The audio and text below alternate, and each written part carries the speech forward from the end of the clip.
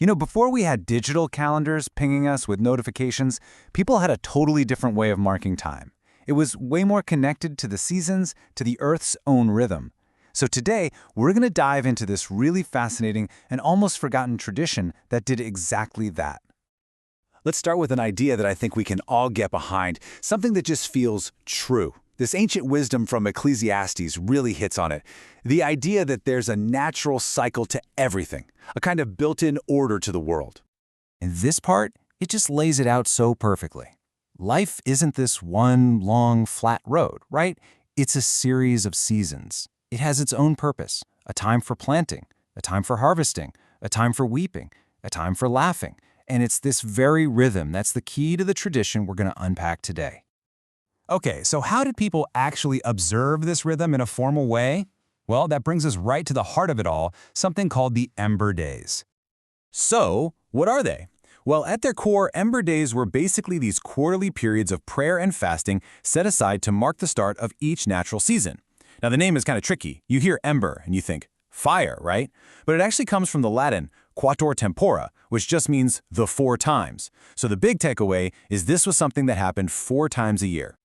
And that's the first number you got to lock in, 4. 4 times a year, perfectly in sync with the changing seasons. All right, and the second number to remember is 3. See, each of these 4 periods was made up of 3 specific days, a Wednesday, a Friday, and a Saturday. Pretty simple, huh? 4 times a year, 3 days each time. Got it? But here's the thing. These days weren't just picked out of a hat. No way. They were super carefully anchored to specific points in the calendar, weaving together the natural world with the church's year. And check this out. They had a really clever way to make it easy to remember. So the Winter Ember Days, they come right after St. Lucy's Day. Spring, after Ash Wednesday. Summer follows Pentecost. And autumn is after Holy Cross Day.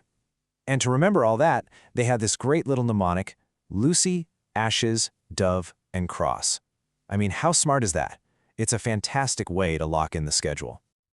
But, these Ember Days were so much more than just circling a date on the calendar. Each season was packed with layers of symbolism, connecting what was happening in the outside world with the stages of a person's inner life.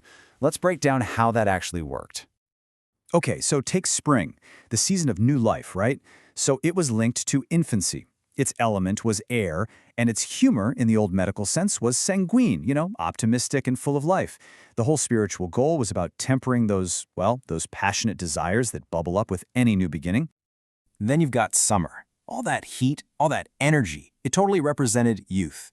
The element was fire, and the humor was choleric or passionate. And the whole point here?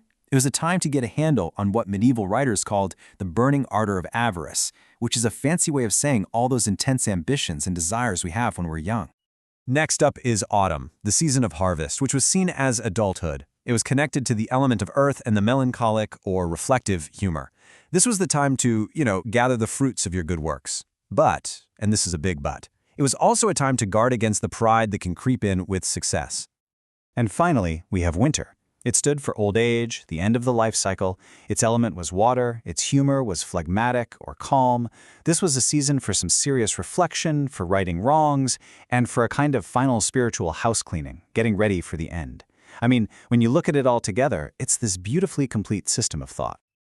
So on top of all that personal symbolism, the Ember Days did something else that was really powerful. They built this direct bridge between the actual, literal harvests from the earth and the tools used in spiritual life. And this verse from Psalm 8, it just nails the whole idea behind it. It's this concept that humanity has this special job as a steward of creation, taking the gifts of the earth and, using them for a higher purpose.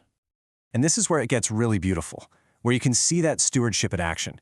Each season's harvest was tied to a specific sacred item. So in winter, you'd harvest olives to make holy oils. In spring, the flowers would feed the bees that made the beeswax for church candles. Come summer, you're harvesting wheat for the Eucharistic bread. And in autumn, grapes were harvested for sacramental wine. It's this amazing, direct, tangible link, right from the field to the altar.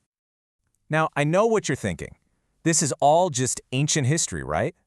Well, you'd be surprised. The legacy of these Ember Days pops up in some really, really unexpected places. Okay, get ready for this one. You know the Japanese dish tempura? Well, its name most likely comes from this exact tradition. The story goes that Spanish priests in Japan needed meals they could eat on their meatless fasting days, the Quattro Tempora. And that word, tempura, eventually became tempura. I mean, how wild is that? Then there was all the folklore, especially about the weather. People genuinely believed that the weather on those 3 Ember Days, the Wednesday, the Friday, and the Saturday, could actually predict the weather for the next 3 months. The first day for the first month, the second for the second, and so on. You can bet farmers and sailors were paying very, very close attention. And the folklore just gets cooler from there. It was said that if you were born on an Ember Day, you had the ability to see ghosts. These days were also seen as a time when the veil between worlds was kind of thin, a perfect time to pray for souls who had passed on. And because of that deep connection to nature and new life, it was also a traditional time for women to pray for children and for safe deliveries. So when you boil it all down, the Ember Days really offered a framework for living in tune with the world. It was a built-in way to pause, to grieve, and to reflect 4 times a year. Which kind of leaves us with a big question, doesn't it? In our modern world of non-stop digital alerts and endless information, have we lost something important? And what would it look like for us today to find our own meaningful ways to mark the seasons of our own lives?